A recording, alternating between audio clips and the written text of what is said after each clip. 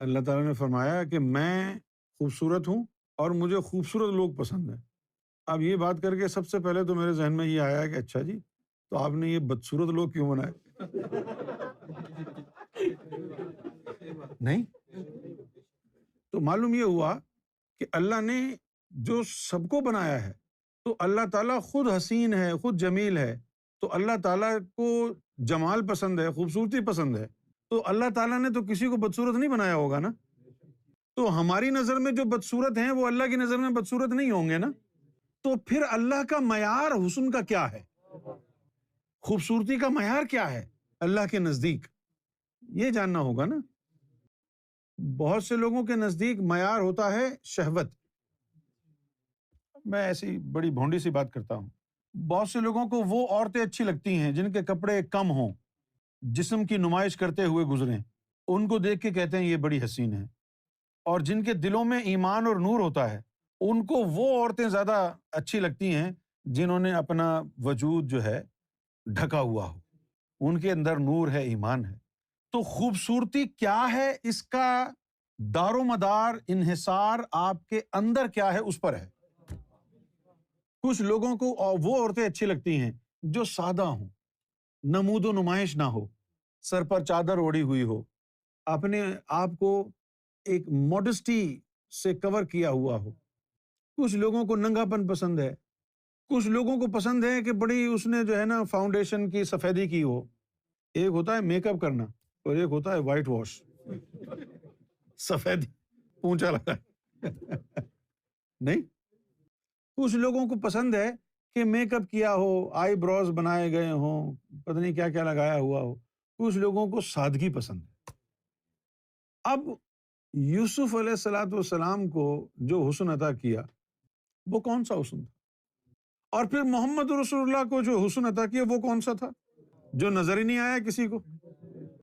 تو حسن کے درجے ہو گئے، اور حسن کے درجوں کے ساتھ ساتھ جو ہے کس حسن میں کس کے لیے اٹریکشن رکھی ہے وہ ایک الگ بات ہو گئی۔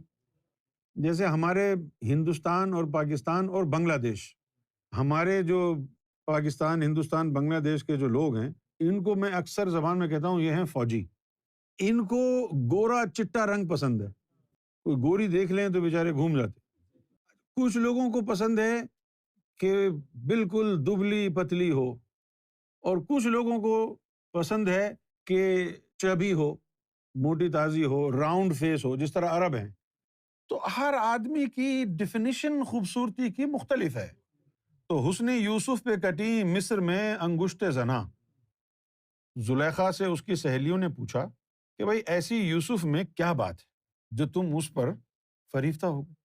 عزیز مصر، جو مصر کا بادشاہ تھا، اس کی بیوی تھی، وہ ظاہر شادی شدہ تھی، اور غلام خرید کے لیے آئی، وہ غلام تھے یوسف علیہ السلام، اس کے اوپر فریفتہ ہو گئے۔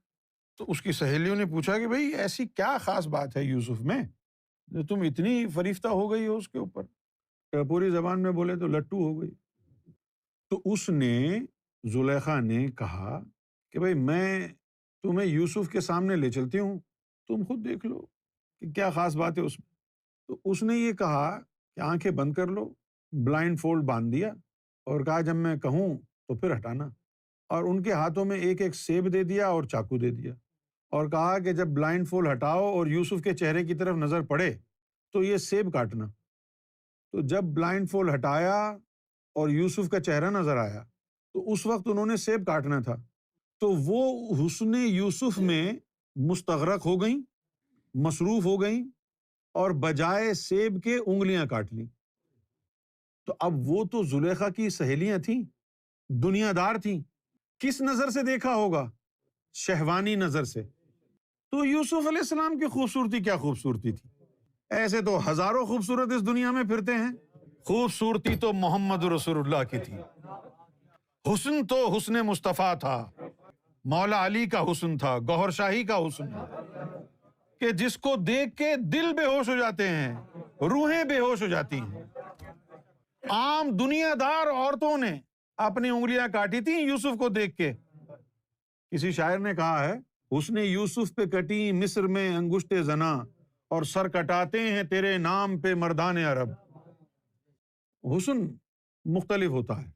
ایک حسن وہ ہوتا ہے کہ جس پر مائل ہونے کے لیے دل میں طاقت نظارہ ہو، طاقت نور ہو۔ جتنا نور آتا جاتا ہے اتنا زیادہ اس حسن پر فریفتہ ہوتا جاتا ہے۔ یہ حسن پر واری جانا، حسن کو اپریشیٹ ایڈمائر کرنا، یہ بھی میں سمجھتا ہوں کہ ایک ایسا پروسیس ہے جو ایوولوشن سے گزرتا ہے۔ آج آپ میں اتنا نور ہے تو آپ نے اتنا ایڈمائر کیا، کل نور بڑھ گیا تو اور زیادہ دیوانگی کا لیول بڑھ جائے گا، پھر اور نور بڑھا تو دیوانگی بھی سر چڑھ کے بولے گی۔ ایک وقت یہ آئے گا کہ سر سے پاؤں تک نور ہی نور ہو جائے گا، تو تیری دیوانگی بھی اس کے قدموں میں نچھاور ہو جائے گی، ایک ہو جائیں گے۔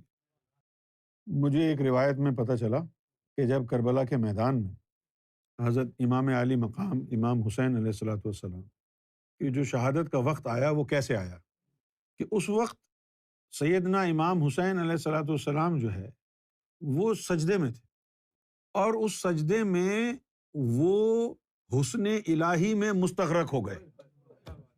سجدے میں اللہ کا دیدار ہو گیا، اور اللہ کے دیدار میں ایسے کھو گئے کہ وہ پتہ ہی نہیں چلا کہ وہ میدان جنگ میں ہے۔ بھائی یوسف کو دیکھ کے زلیخا کی سہیلیوں نے انگلیاں کاٹ لی تھی، تو حسین تو اللہ کے دیدار میں تھے، ان کو کیا پتا چلا ہوگا کہ کب گردن کٹی؟ وہ تو اللہ کے دیدار میں تھے۔ نظام الدین اولیاء کے بارے میں نے کتاب پڑھی ان کی، تو اس میں انہوں نے بہت لکھا اپنے مرشد کی شان میں، بابا فرید۔ تو میرے دل میں اشتیاق ہوا کہ بھائی کتنے حسین ہوں گے بابا فرید، ذرا دیکھیں۔ بڑا لکھا انہوں نے۔ نظام الدین اولیاء نے، میں بار بار کہتا ہوں نا، چشتیہ خاندان جو ہے اس کی مجھے یہ بات بڑی پسند ہے کہ وہ مرشد کی جو محبت ہے، جو درس ہے چشتیہ خاندان میں، وہ چیز قادریوں میں نہیں ملتی جو چشتیہ خاندان میں ملتی ہیں۔ قادری جو ہے وہ ایسے ہیں بالکل جیسے دیوبندی کی طرح، روحانی، برے انداز میں نہیں کہہ رہا میں۔ تو چشتیہ خاندان میں جو ہے نا مرشد کی محبت، مرشد کی خدمت، یہ بڑی بہت مشہور ہے، اور کتنی اتنی زیادہ کہ آدمی دین کے احکامات بھی فراموش کر دیتا ہے مرشد کی پیروی میں۔ اب دیکھیے خواجہ غریب النواز معین الدین چشتی رحمۃ اللہ علیہ، ان کے جو مرشد تھے وہ تھے عثمان ہارونی رحمۃ اللہ علیہ۔ تو عثمان ہارونی رحمۃ اللہ علیہ نے ایک دن کیا کیا، داڑھی واڑی کاٹ دی، کشکا لگایا، اور کہنے لگے جی آج سے ہم نے اسلام چھوڑ دیا ہے، تو ہم تو ہندو ہو گئے، اور جا کے مندروں میں بیٹھ گئے۔ سارے مرید لا حول ولا قوت کہہ گئے جی مرشد تو کافر ہو گیا۔ سارے بھاگ گئے۔ اور یہ جو تھے معین الدین چشتی رحمۃ اللہ علیہ، یہ نہیں، یہ انہوں نے کیا کیا، یہ مندر کے باہر وہاں بیٹھ گئے، اور 3 سال تک مندر کی چوکھٹ پر بیٹھے رہے۔ 3 سال کے بعد جب ان کی ڈیوٹی ختم ہوئی اللہ کی طرف سے اور وہ باہر آئے، تو جیسے ہی وہ باہر آئے تو معین الدین چشتی ان کے قدموں میں گر گئے، پکڑ لیا قدموں۔ کہنے لگے بھائی تو کون ہے؟ کہ جی میں آپ کا غلام معین الدین۔ اچھا تو ہم تو کافر ہو گئے، تم بھاگے نہیں؟ بولے جی بس میں بچا ہوں، باقی تو سب بھاگ گئے۔ کہنے لگے بھائی تم کیوں نہیں بھاگے؟ تو انہوں نے یہ کہا کہ آپ کی وجہ سے اللہ سے تعلق جوڑا تھا، یہ کیسے ہو سکتا ہے کہ آپ کافر ہو جائیں؟ تو میں تو یہ سمجھا کہ اللہ کی کوئی حکمت ہے، تو میں انتظار کرتا ہوں، میرا تو آپ پر ایمان ہے، آپ پر ایمان ہے، آپ کی وجہ سے اللہ پر ایمان ہے، آپ نہیں ہوتے تو اللہ پر ایمان نہیں ہوتا۔ تو اب اسلام تو اس کی اجازت نہیں دیتا۔ اس بات کو آپ کسی مولوی سے پوچھیں، کسی بھی مولوی سے، کسی بھی فرقے کے مولوی سے، کیا کہے گا وہ؟ ہاں تو حرام ہے، تم تو کسی گمراہ کی پیروی کر رہے ہو۔ جس نے دین اسلام کو چھوڑ دیا ہے، مرتد ہو گیا وہ تو واجب القتل ہے شریعت کی نظر میں۔ یہی کہو گے نا شریعت کی کتابیں اٹھانے والے، بابوں کو گالی دینے والے، تم یہی کہو گے نا ان کو؟ اور تیری اوقات کیا ہے آج تم یوٹیوب کے اوپر بیٹھ کے بکواس کرتے ہو ایسی ہستیوں کے بارے میں؟ آج تک دنیا ان کے نام کے ڈنکے بجاتی۔ تو مرشد کی محبت میں انہوں نے دین کو بھی نہیں دیکھا، اور دین ہے ہی مرشد کی پیروی کا نام۔ صحابہ کرام نے بھی یہی کام کیا نا۔ جب نماز پڑھ رہے تھے تو نماز پڑھتے پڑھتے اچانک کیا ہوا، حضور نے اپنا رخ کعبے کی طرف کر لیا، بیت المقدس کی طرف منہ رخ کر کے نماز پڑھتے تھے نا، کعبے کی طرف پڑھ لیا۔ تو باقی لوگوں نے، مولا علی نے جو ہے وہ بھی حضور جیسے ہی جھکے وہ بھی مڑ گئے، مولا علی کو دیکھ کے باقی جو بھی کھڑے تھے وہ سب بھی ہو گئے۔ تو پھر بعد میں حضور نے پوچھا کہ اے علی تم نماز میں مڑ کیوں گئے؟ تو انہوں نے کہا یا رسول اللہ آپ مڑ گئے تھے، اس لیے میں بھی مڑ گیا۔ باقیوں سے پوچھا ہاں جی تم کیوں مڑ گئے؟ بولے علی مڑ گئے تھے، علی اس لیے مڑے کہ حضور مڑ گئے تھے۔ تو مقصد یہ کہ جہاں مرشد مڑ جائے آپ نے وہیں مڑنا ہے، کتاب میں جو لکھا ہے وہ بعد کی بات ہے، مڑنا وہاں ہے جہاں مرشد مڑ گیا۔ ان کے مرشد حضور تھے، جہاں حضور مڑے وہ وہاں مڑ گئے۔ یہ چیز ذہن میں رکھنی ہوتی ہے۔ جب مرشد مل جائے تو یہ نہیں دیکھتے کہ شریعت کیا کہتی ہے، پھر یہ نہیں دیکھتے کہ قرآن کیا کہتا ہے، کیونکہ یہ وہ قرآن ہے جو اس کے سینے پہ درج ہے نوری حروف سے، تو جو پڑھ رہا ہے اس کی تو ایکسپلینیشن ہی نہیں ہوئی ابھی تک۔ تو مجھے بڑا شوق ہوا، نظام الدین اولیاء نے بڑی تعریف کی کہ بھئی ایسا حسن ان کا۔ ایک تو مولانا روم نے اپنے مرشد کے بارے میں بڑی ہی رومانٹک شاعری کی ہے، اپنے مرشد کے لیے، شمس تبریز کے لیے، بڑی بہت خطرناک۔ اور پھر نظام الدین اولیاء نے بھی۔ تو میرے دل میں یہ اشتیاق پیدا ہوا کہ بھائی کسی دن بابا فرید سے ملاقات ہو جائے تو ذرا دیکھیں کہ کیا ان کے چہرے میں جاذبیت ہے، کیا کشش ہے، ذرا ملاحظہ ہو۔ اور ملاقات ہوئی بھی کہاں؟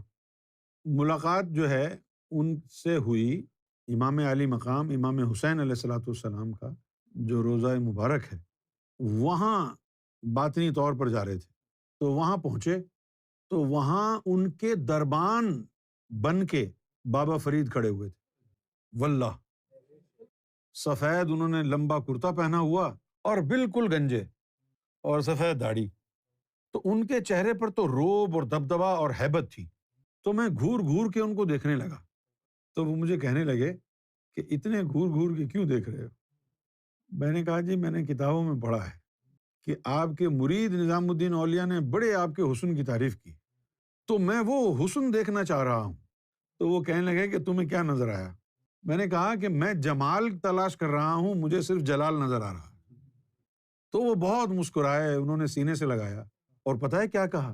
بخدا کہنے لگے ایسا جواب صرف گوہر شاہی کا مرید ہی دے سکتا ہے، ایسی بات صرف گوہر شاہی کا مرید ہی کر سکتا ہے کہ حضرت میں جمال کی تلاش میں ہوں لیکن مجھے صرف جلال نظر آ رہا ہے، تلاش جمال ہوں اور ملاحظہ جلال ہوں۔ تو انہوں نے یہ کہا کہ ہم حسین کے غلام ہیں اور یہاں جمال نہیں جلال کا پرتو ہے۔ تو خوبصورتی جو ہے وہ مختلف طرح کی ہوتی ہے، اور جو خوبصورتی ہوتی ہے، جو حسن ہوتا ہے، اس کا عشق بھی مختلف ہوتا ہے، اور اس حسن کو اپریشیٹ کرنے کے لیے اللہ تعالیٰ نے سب لوگوں کو نہیں پیدا کیا، اس حسن کو ایڈمائر کرنے کے لیے مختلف جذبے دیے۔ ایک حسن ایسا ہے جو کسی کسی کو پسند آتا ہے، کیونکہ اس حسن کی اپریسیشن کے لیے دل کا پاک ہونا ضروری ہے۔ ایک حسن ایسا ہے جس کا تعلق اللہ تعالیٰ کے صفاتی نور سے ہے، جس میں وہ صفاتی نور ہوگا اس کو وہ حسن نظر آئے گا۔ ایک حسن ایسا ہے جو ذاتی ہے، وہ صرف ان کو نظر آئے گا جن میں ذات کا نور ہوگا۔ ایک حسن ایسا ہے جو فقر کا ہے، ایک حسن ایسا ہے جو وصل کا ہے، ایک حسن ایسا ہے جو میں اور تو ہونے کا ہے، جس میں جو ہوگا اس حسن کا تعلق اسی سے جڑے گا۔